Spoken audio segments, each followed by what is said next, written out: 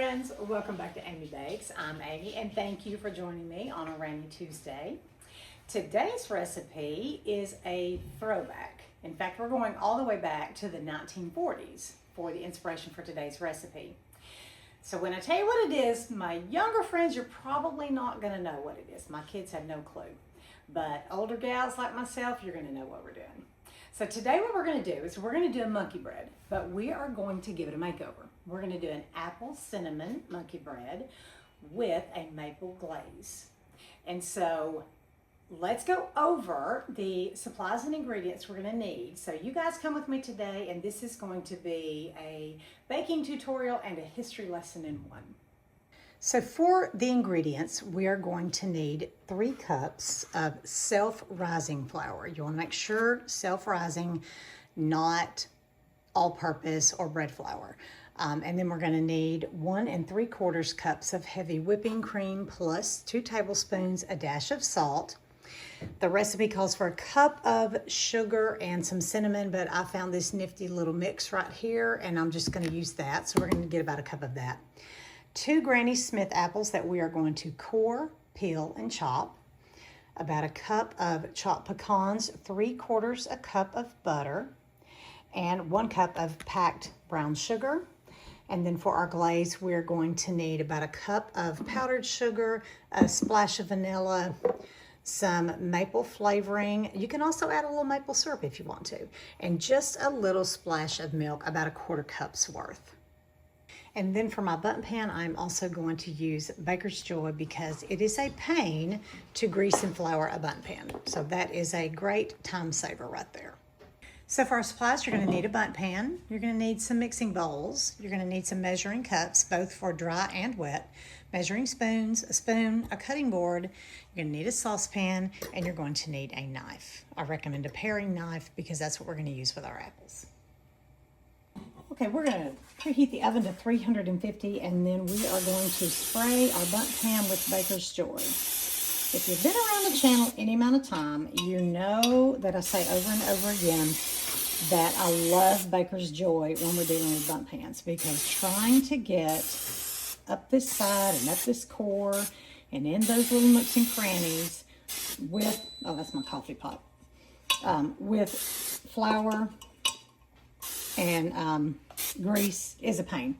So Baker's Joy, great shortcut. So the first thing we're going to do is we're going to get 3 cups of self-rising flour. So what we're going to do is we are going to make the 2-ingredient biscuit recipe. And so I don't know if you've seen that one, but you literally use self-rising flour and heavy whipping cream. If you wanted to do this in a shortcut fashion, you could actually go ahead and just get Grand's biscuits, and then you would cut each biscuit up into 6 pieces. You would want 2 of these, but we're going to go ahead and do the homemade version. So we're going to make these instead of taking that shortcut. So in the original recipe for these, or for this monkey bread, it was started in the 1940s, but it really didn't pick up a lot of popularity until about the 70s and the 80s. So I was raised in the 70s and 80s, so I definitely remember having monkey bread at home a lot. But that's when it really got popular, but it actually dates back to the 1940s. At that time, they did make their own biscuits. But what happened is Pillsbury came out with the canned biscuits in 1951. And that made this recipe even easier, so it really took off in popularity after then. So it's still popular today, but you don't see it as often.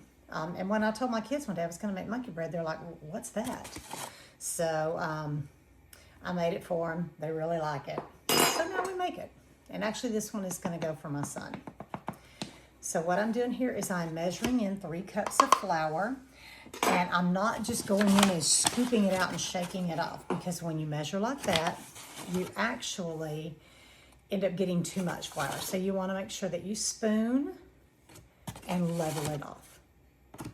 The next step is we're going to put our heavy whipping cream in there, and we're going to use 1 3/4 cups plus 2 tablespoons.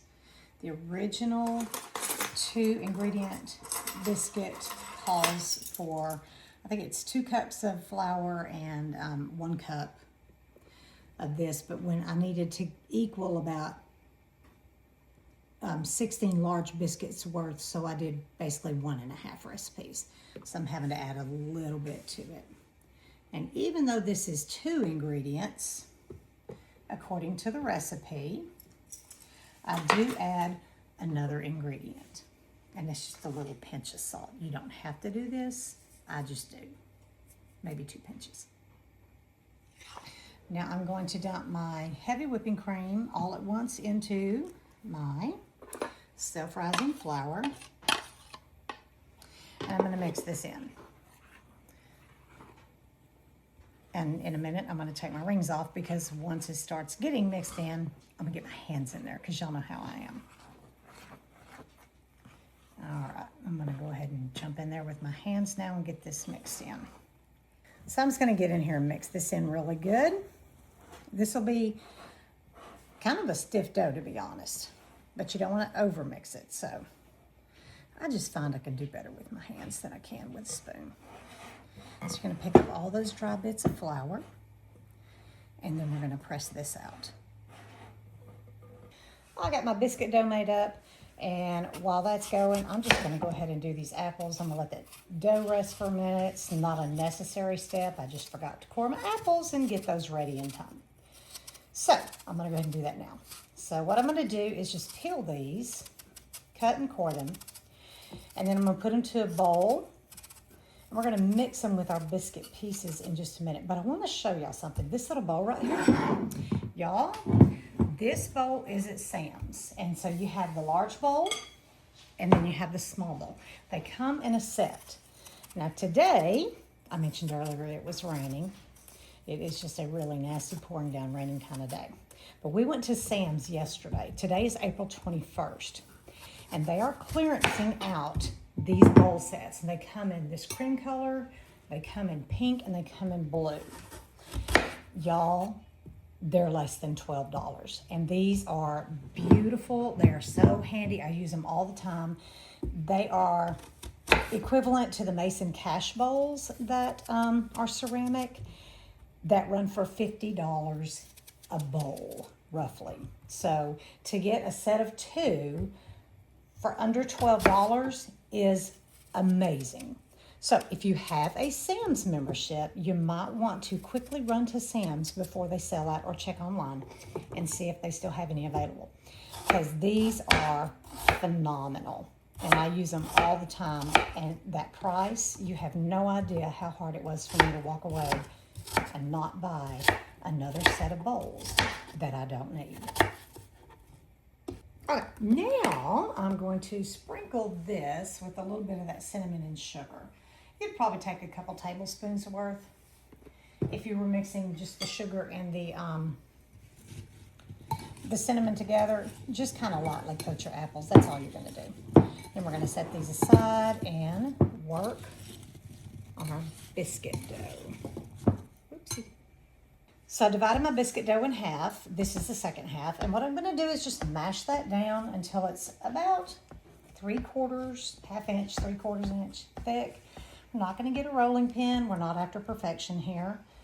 And we're just going to mash that down, and then we're going to cut that into little chunks that are about like this, about 3/4 inch. Again, you're not after perfection. Just cut it up. If you were using a Grand's biscuit, like I was mentioning, you would cut the biscuit in half and then cut each half into 3 pieces. So that's kind of give you an idea about what size. So we're going to mash that down and then just cut, and then I'm going to put these in the bowl. And then what we're going to do is we're going to coat those with the cinnamon sugar mix. So the next thing that we're going to do is we're going to coat our biscuit pieces with cinnamon and sugar. So I'm just going to dump some cinnamon and sugar in a Ziploc bag. This is the quickest way to do it. And I'm just going to grab a few at a time and just drop them in that bag, zip it up, and give it a good shake. And then just put them in my bowl. And you're going to do that to all of these pieces.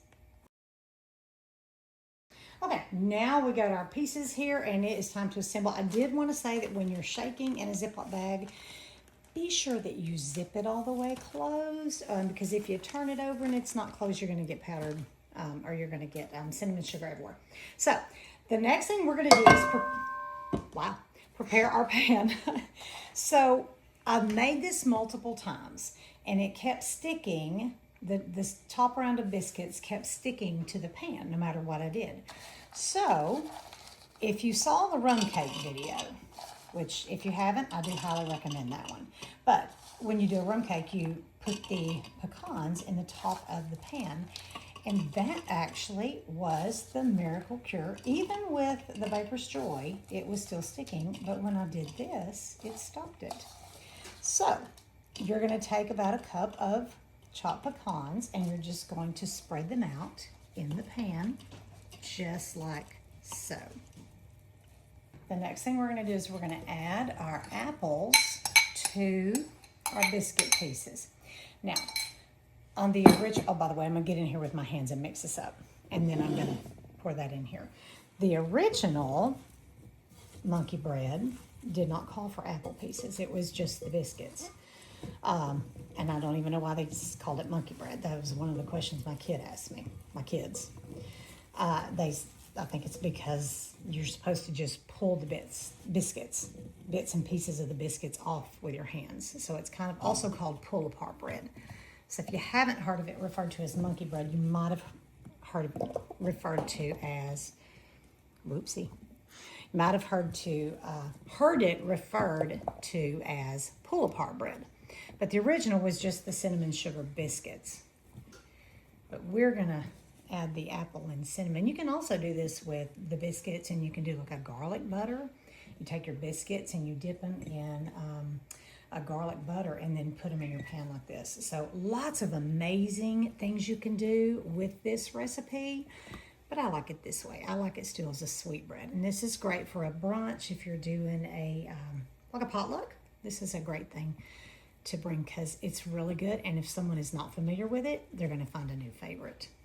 So the next step to get this ready is to melt your butter, and then you're going to add brown sugar to that. And for that, we're going to use 1 cup of packed brown sugar. So the first step is to melt this butter, and then we're going to mix it in. Okay, the butter is melted, so we're going to turn the heat off, and we're going to add 1 cup of packed brown sugar. And mix that in really good.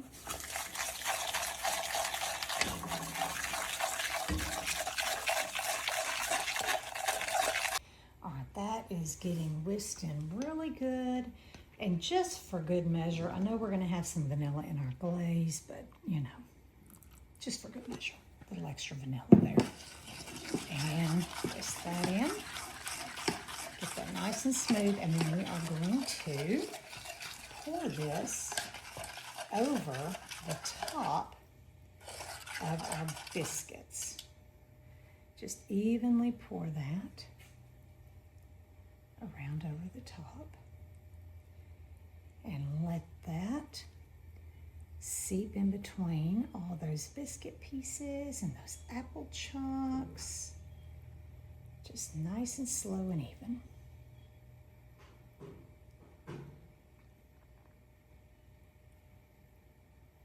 So this is what it looks like, getting ready to go into the oven. And we're gonna pop that in the oven for between 35 and 40 minutes.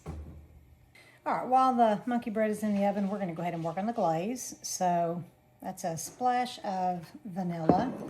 This is about a cup's worth of powdered sugar. Y'all know I don't really measure much. A little bit of teaspoon or so of the maple flavoring, and then I'm just going to do about a 1/4 cup of milk. So when you're doing a glaze like this, you're just going for consistency. So just put a little bit in there, stir all the lumps out, and if it's too thin, add a little bit more powdered sugar. If it's still pretty thick, add a little bit more milk, because what you're wanting is consistency. So I'm doing, I would say, estimated measurements. as opposed to exact. And I'm going to say that's going to be a little too runny, so I'm going to add a little bit more powdered sugar to that. So on the glazes, I never measure. I just eyeball it. So that is too thin. So we're just going to add a little bit more powdered sugar.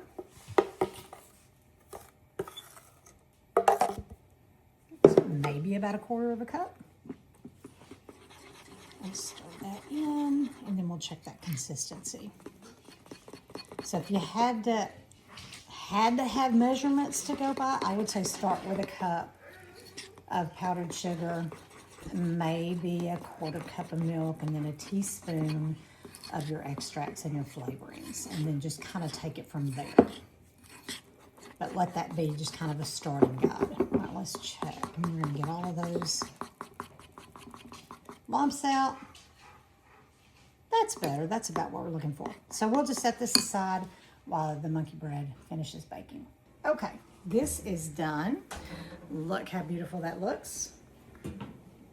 So you want to make sure that these pieces up here, they're done. They're not doughy. That's how you check if it is done, and it is. So what we're going to do is we're going to set this here for 5 minutes in the pan, and then we're going to turn it over onto a serving platter. Okay, it's been 5 minutes, and we're just going to flip this out onto a large dinner plate. I hope it fits. Oops. Here we go. Moment of truth. Oh, that's gonna be beautiful. Okay. Scoop that over, and voila. There we go. No stuck pieces. Now what I'm going to do is let this cool completely, and then once it completely cools, we're going to add our glaze to the top of it. So here is our delicious apple cinnamon monkey bread. It is actually quite beautiful exactly the way it is. This will make a lovely presentation, but we're going to kick it up a notch. So here we are. We are going to have our maple glaze now, and we're just going to add that on there. Just go back and forth. There you go, just like that. So this one is definitely in the category of oldie but goodies. I really hope you give this one a try. It's so super delicious, really easy. And if you want to make it easier, you can use the Grand's biscuits. But to be honest, I've made it with the Grand's biscuits, and I've made it without the Grand's biscuits. I've done the homemade version, and the homemade version is so much better. It is worth the little extra effort that it takes to make it.